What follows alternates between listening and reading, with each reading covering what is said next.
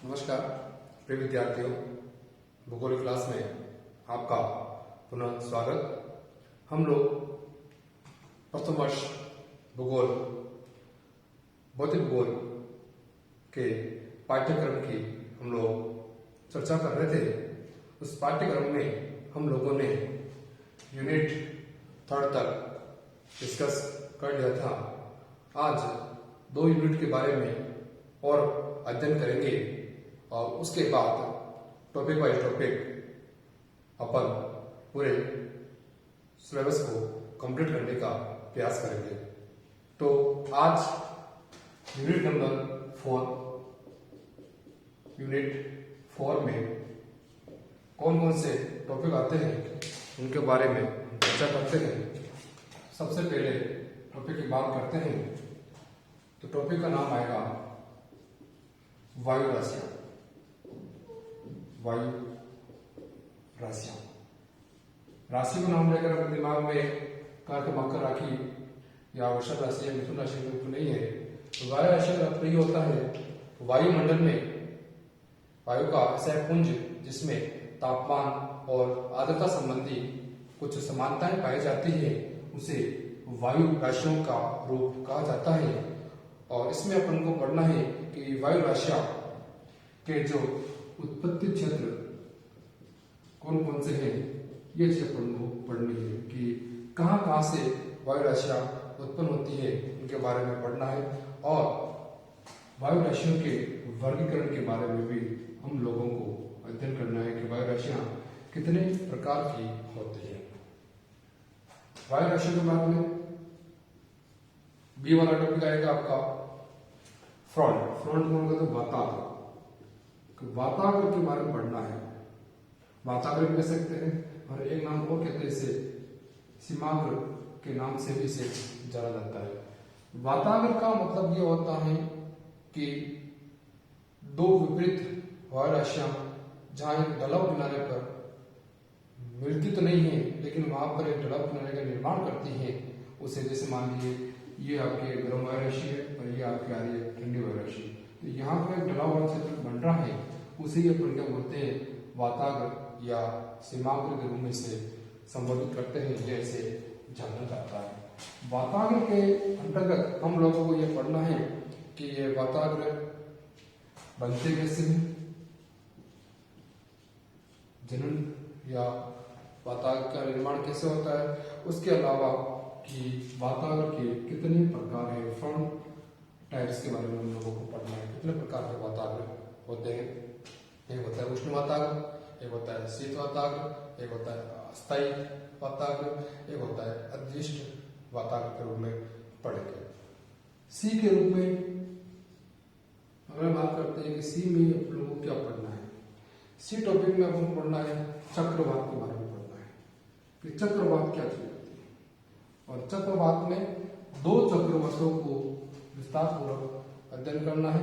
एक तो पढ़ना है हम लोगों को उष्ण कटिबंधीय चक्रवात के बारे में अध्ययन करना है, और एक पढ़ेंगे अपन शीतोष्ण कटिबंधीय चक्रवात के बारे में अध्ययन करेंगे।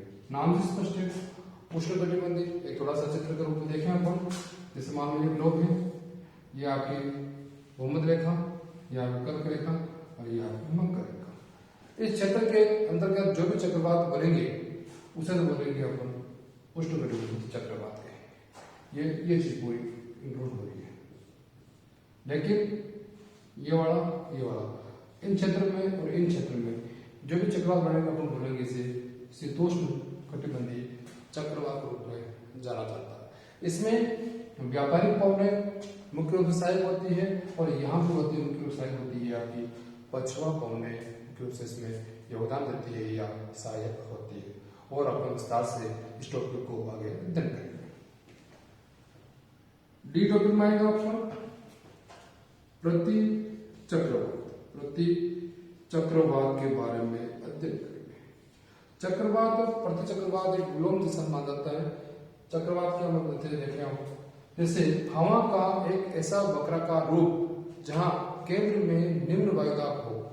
जैसे देख सकते हैं आप हवा का ऐसा एक वक्राकार हो जहां पर केंद्र में क्या हो, निम्न वायदा हो, और बाहर की ओर क्या हो, इस प्रकार से आएगी आपकी, इस प्रकार से। तो इसे तो बोलेंगे अपन चक्रवात।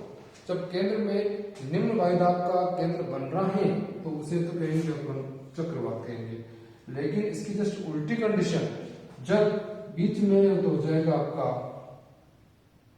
उच्च वायुदाब का हो जाएगा, जैसे हवा का ही होगा रुक केंद्र, लेकिन इसमें क्या होगी, हवाएं बाहर की ओर निकलेगी, इस प्रकार से हवाएं बाहर की ओर निकलेगी, और बाहर की ओर क्या हो जाएगा, निम्न वायुदाब केंद्र। तो इसे बोलेंगे हम प्रतिचक्रवात के रूप में जानेंगे। और प्रतिचक्रवात की संकल्पना सबसे पहले दी थी गाल्टन महोदय ने दी थी। गाल्टन महोदय लगभग 1761 के आसपास में गाल्टन महोदय ने प्रतिचक्रवात के बारे में बताया कि प्रतिचक्रवात क्या होता है। हवा का ऐसा रूप जो केंद्र में तो होता है उच्च वायुदाब होता है, बाहर की ओर निम्न वायुदाब की स्थिति होती है, उसे प्रतिचक्रवात का रूप दिया जाता है। और ये यूनिट के अंतर्गत हम पढ़ेंगे कोपेन का जलवायु वर्गीकरण। कोपेन का जलवायु वर्गीकरण बहुत ही महत्वपूर्ण है, हर प्रतियोगी परीक्षा में इससे संबंधित प्रश्न पूछा जाता है। इसमें अंग्रेजी शब्दों का प्रयोग किया, इसमें उष्णकटिबंधीय, शीतोष्णकटिबंधीय या अल्पतापीय क्षेत्र या ध्रुवीय क्षेत्र के रूप में वर्ग किया। इसमें A B C D E ये शब्दों का उन्होंने प्रयोग किया था।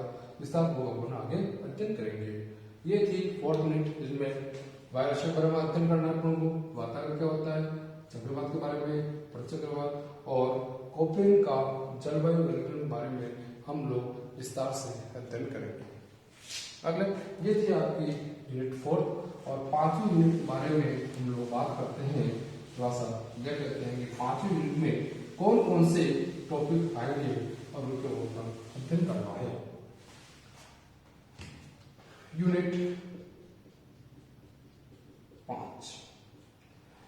5 में पहला जो टॉपिक आएगा आपका relief of the ocean basin, यानी कह रहे हैं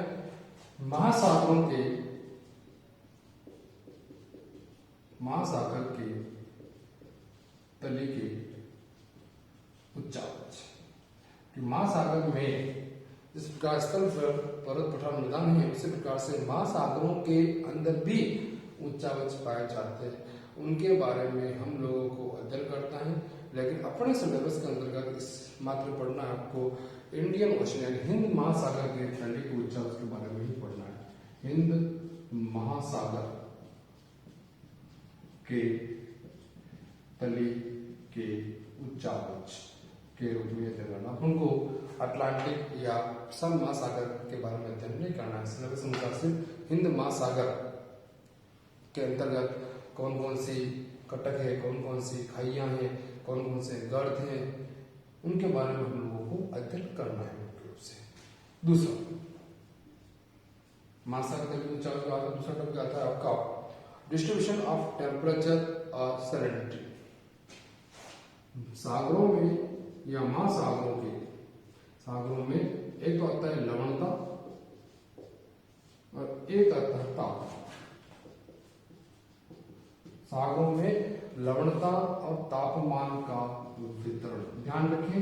ये मैं सागर की बात कर रहा हूं, ये मैं धरातल की बात नहीं कर रहा हूं। आप तापमान को सागर पे भी अपन को पढ़ना है, भी धरातल पर नहीं पढ़ना है आप लोगों को। सागर में महासागर में लवणता कितनी पाई जाती है, तापमान कितना पाया जाता है, उनके वितरण के बारे में हम लोग अध्ययन करेंगे। लवणता में कुछ बताता हूं आपको। लवणता का तात्पर्य ये होता है कि 1 किलोग्राम पानी में कितनी लवण की मात्रा पाई जाती है, उसको उसका लवणता के रूप में जाना जाता है। इसे प्रति 1000 के रूप में से व्यक्त करते हैं। क्या बोलते हैं? प्रति 1000 के रूप में से व्यक्त किया जाता है और इस प्रकार से इसका सिंबल होता है। एक बार प्रतियोगी परीक्षा में पूछा जा चुका है कि लवणता प्रदर्शित की जाती है। अब इसमें एक सिंबल दे दिया, एक ये दे दिया और एक आपको ये दे दिया, तो वो सारे लोग ये करके आगे 1000 में ये दिया। लेकिन ध्यान रखनी है, प्रतिशत का मतलब होता है 100 का जीरो से मोड हो गया आपका अरेबियन, यानी कि 100 हो गया, 1 हो गया, 1000 हो गए, प्रति 1000 में व्यक्त करते हुए संख्या होते हैं लवंडा में जान सकते हैं। डी टॉपिक के सी टॉपिक पर बात करते हैं अपन तो कि सी टॉपिक को क्या अध्ययन करना है। देखें सी की बात कर रहे हैं तो बात करेंगे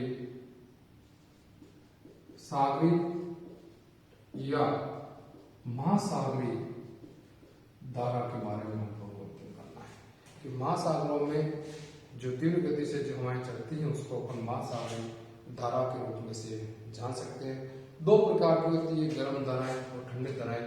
हमको सिलेबस के अकॉर्डिंग पढ़ना है। एक तो अटलांटिक महासागरीय धाराएं पढ़नी है, अटलांटिक महासागरीय धारा के बारे में अध्ययन करना है, और दूसरा प्रशांत महासागर की धाराओं के बारे में विस्तार पूर्वक हम लोग अध्ययन करेंगे। अगला अध्याय डी टॉपिक में, डी टॉपिक के अंदर अपन पढ़ना है कि ज्वार भाटा क्या चीज है। ज्वार भाटा, ज्वार भाटा, ज्वार भाटा की कई भाषा पढ़नी है उनको। उसके बाद उसके प्रकार कि कितने प्रकार का ज्वार भाटा होता है, और ज्वार भाटा के अंतर्गत एक सिद्धांत पढ़ना है उनको, प्रगामी तरंग सिद्धांत। और इस सिद्धांत को देने वाले विद्वान थे वेवेल नाम के विद्वान ने प्रगामी तरंग सिद्धांत दिया था, और वह समझना कौन होता है, ज्वार भाटा समुद्र माना जाता है। समुद्र जल का सूर्य या चंद्रमा की आकर्षण शक्ति जब समुद्र जल उड़ता है उसे अपन ज्वार कहते हैं, जो बैठता है उसे अपन भाटा के रूप में से जान सकते हैं। और लास्ट की बात करते हैं कि टॉपिक में हम लोगों को क्या पढ़ना है। इसमें पढ़ना हम लोगों को प्रवाल भित्ति के बारे में पढ़ना है। प्रवाल भित्ति क्या चीज है, समुद्र में होती है। प्रवाल भित्ति के प्रकार पढ़ने, कितने प्रकार की होती है, और एक पढ़ना है उनकी उपयुक्त दशाएं कि प्रवाल भित्ति को बनने के लिए कौन कौन से कंडीशन क्रिएट होती हैं, वो हम लोगों को पढ़नी है।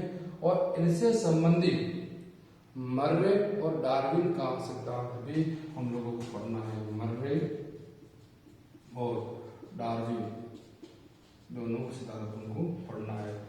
इसके सिद्धांत पढ़ना है आपको, और डार्विन का प्रभाव भित्ति संबंधी सिद्धांत पढ़ना है। ये आपका संपूर्ण मैंने भौतिक भूगोल के सिलेबस के बारे में थोड़ा सा एक ब्रीफ आपको स्टडी बताई मैंने कि अपन को कौन कौन से टॉपिक्स में अध्ययन करने हैं। अब अगली क्लास में हम सिलेबस के अकॉर्डिंग 1 by 1 टॉपिक अध्ययन करेंगे। Thank you very much.